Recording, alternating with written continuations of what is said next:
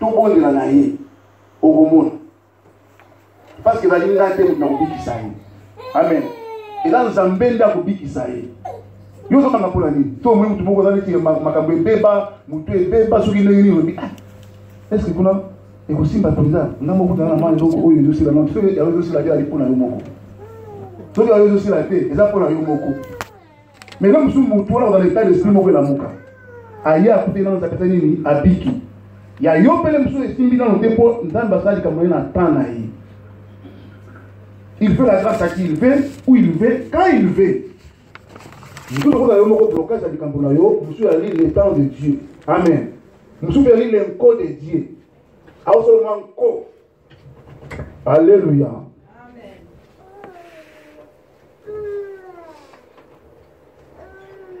La bannière.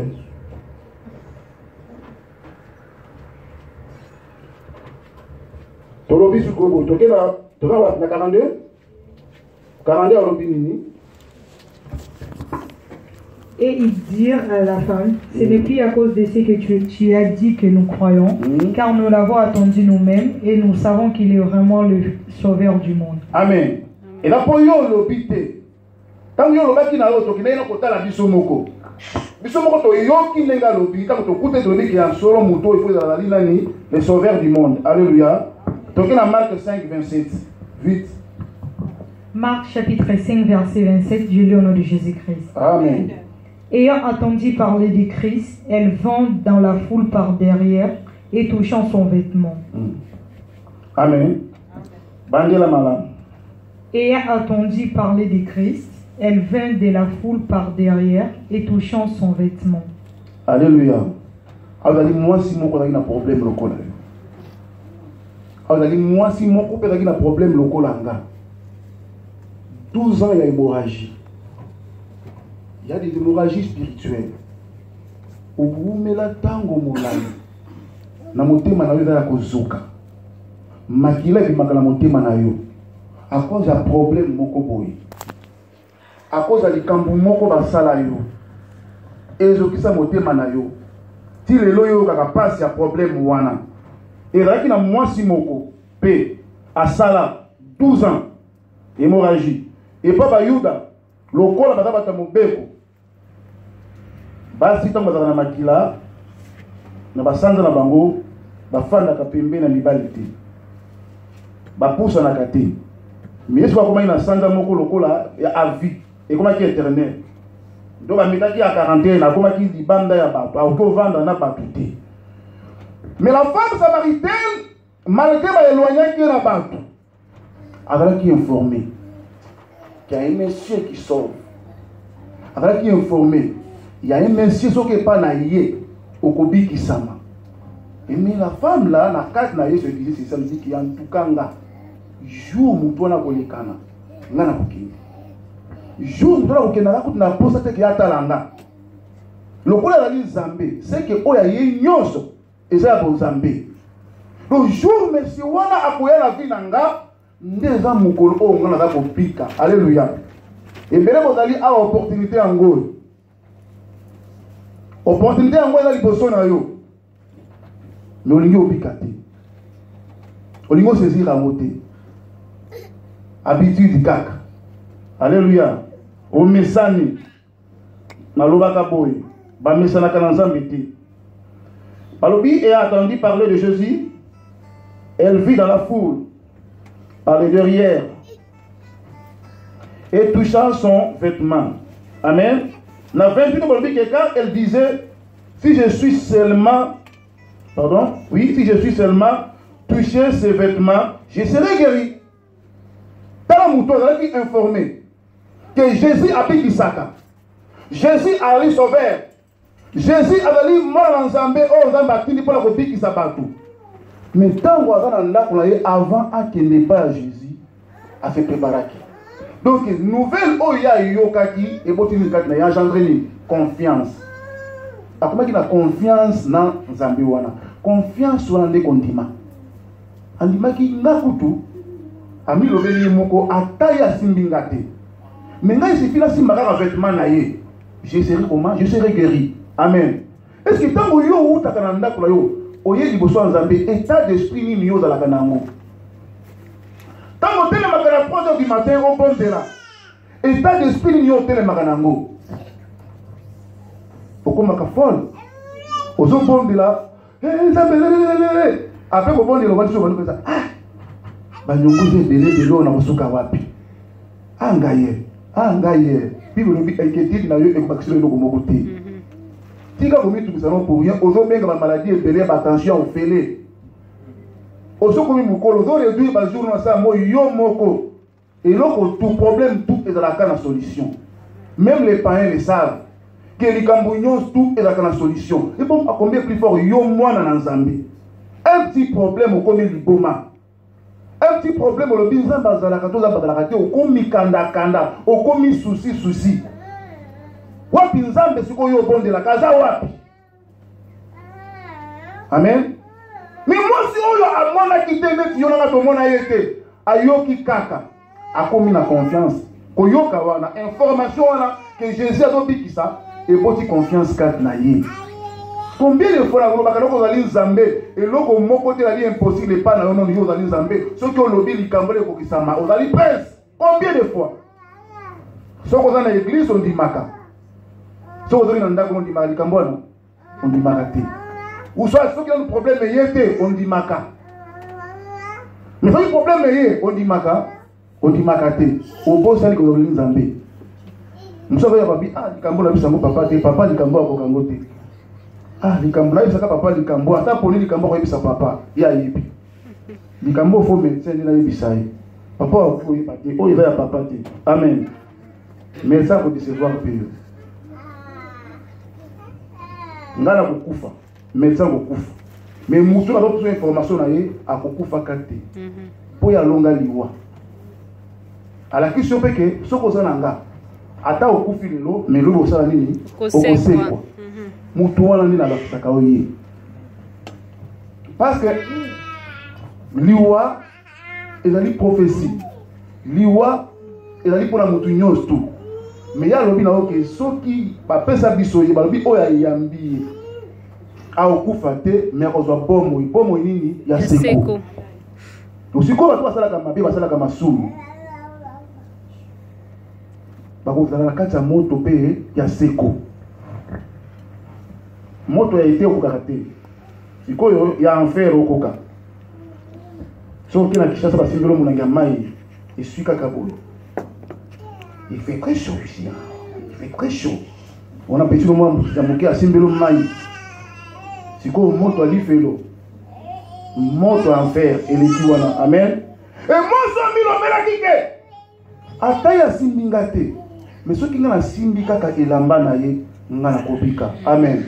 Est-ce que dans la moko oyo a la confiance que ceux qui vraiment a télémi, a poussani, a lobby, a tazo mona na yete, du fait qu'il a lobby, a zone ba Nzambe wana, a za liboso na ye, a zone ba Nzambe wana, a za la kati na ye, ceux qui a lobby, Nzambe wana kobi ki sa ye.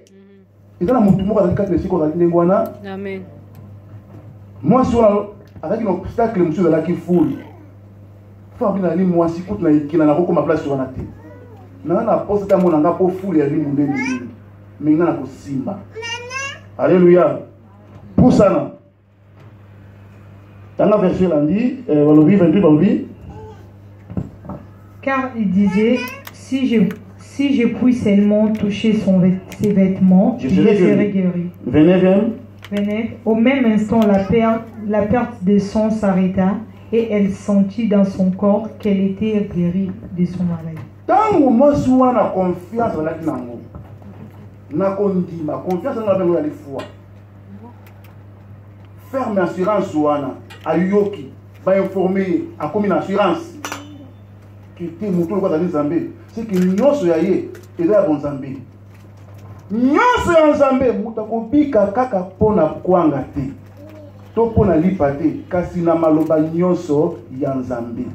Ile maloba oyo ebikisaka. Maloba oyo ebikisaka. Okozo zali na ma problème na motema mais lorsque yo sololi na mosala Nzambe ata na téléphone pamba ozala soulager. Ozala makimya moko boy. Mawana opo yo ngosolo na biso te. Okozo le pas mutu moko so baki so ba problème. ata mobali mabe vraiment hein bengana ye ata mobali mabe omoni menga ba balo ndimona te na ba bondi la pona ye na kusuki akali ozali nzambe amen oko changer vie na ye na kusuki ozali nzambe oko changer comportement na ye parce que na lolemo na yo bomo ebe kufezali ozala makoki ya koboma ba caractère nyonso ya mabi wana ozala makoki ya koboma ba vibration nyonso ezali ko vibrer kati na vie na ye oza nango kati na yo oza nzambe amen bondi la pona ye na koyebisa ndi mwana mais soko petit li sur pas l'autre akobanda kuta abia ata mobali mabe mibala poto mibali mabe soko boyi mobali ya poto olingaka mobali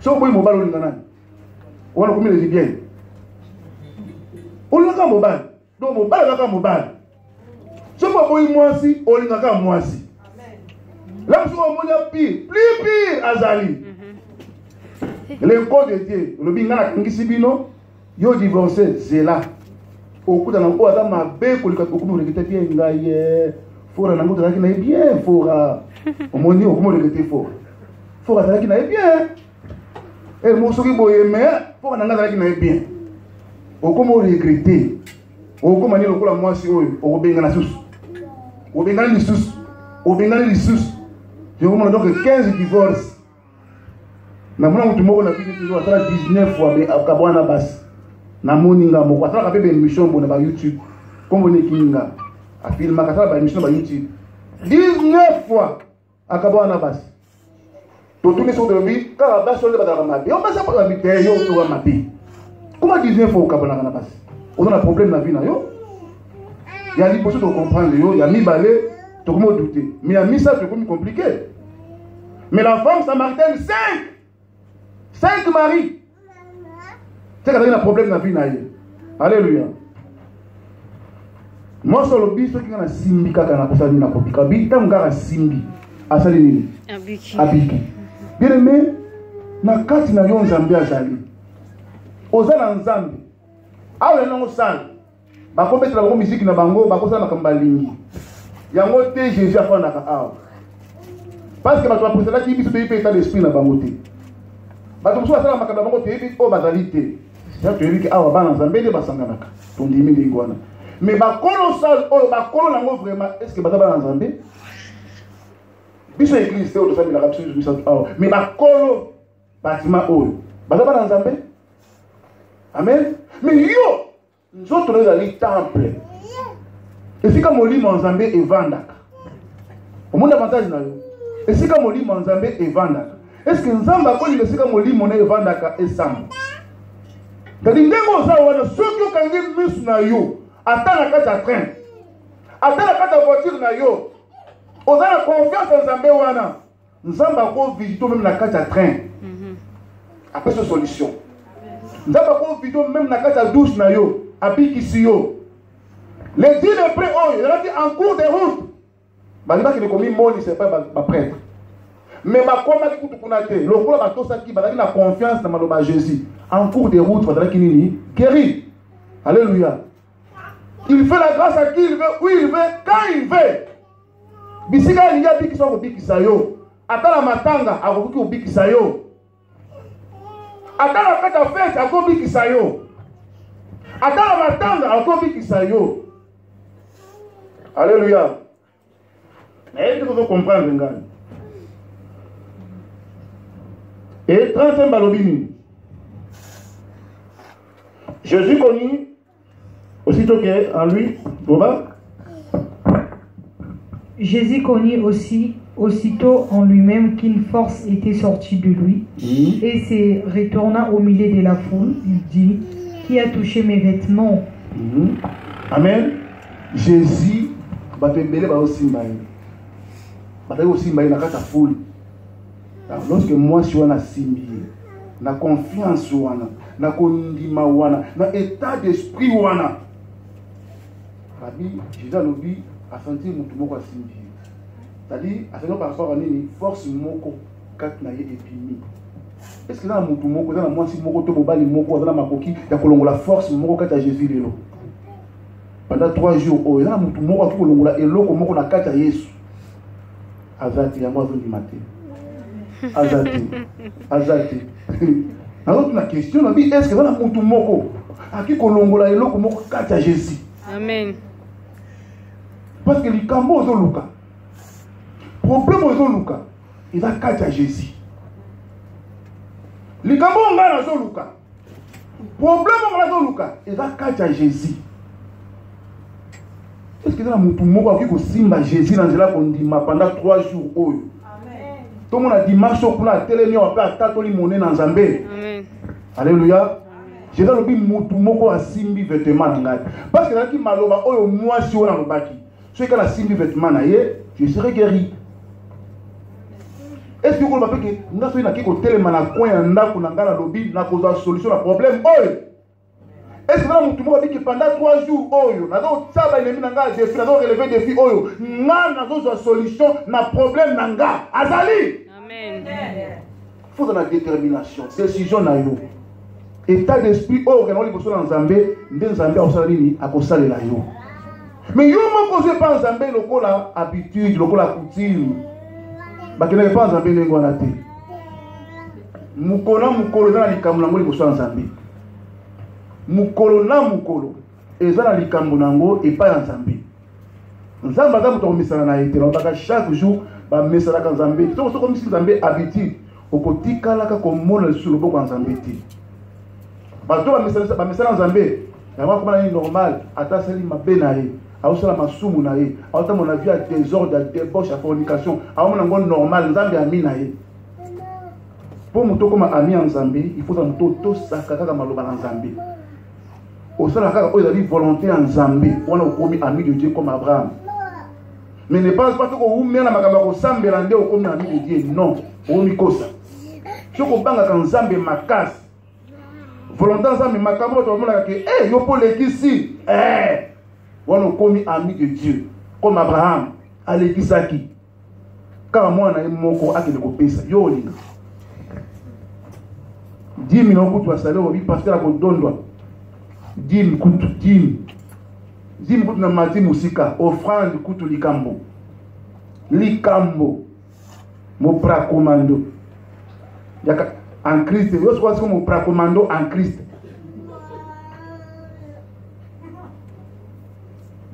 Yo ali loboko makauté mais loboko ya King Kong ndeyo. Amen. Okopambola mate. Tokena Jean 1 45 46 o etikal tozango mardi. Pour les tozana makambe belé. Makeba mama mo ba kokité tokosala ka tokosala na ba tozana bango. Je le nom de Jésus-Christ. Amen. Philippe rencontra Nathanaël et lui dit: nous avons trouvé celui de qui Moïse a écrit dans la loi et dont les prophètes ont parlé, de Jésus de Nazareth, fils de Joseph. Amen. Voilà, il est trop vite là. Il faut lire avec, il faut lire lentement, doucement, pour que les gens entendent bien. Sinon, il y a Nathalie, ça va passer comme ça. Il y a Nathalie, ça va passer tant. Amen. Nathalie la française. Et ça va plus passer. Donc, Tanga. Philippe rencontra Nathanaël et lui dit: nous avons trouvé celui de qui Moïse a écrit dans la loi et dont les prophètes ont parlé, de Jésus de Nazareth, fils de Joseph.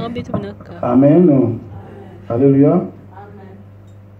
Alors, Jésus a bandi kozwa ba disciple. Jésus a dit qu'on informé Badou avec une information moko. Avec autant ça va tout que Nzambe azali, Dieu le Père existe. Nzambe azali. A dit autant ça va tout kombo ya Hawi. Kombo ya Nzambe.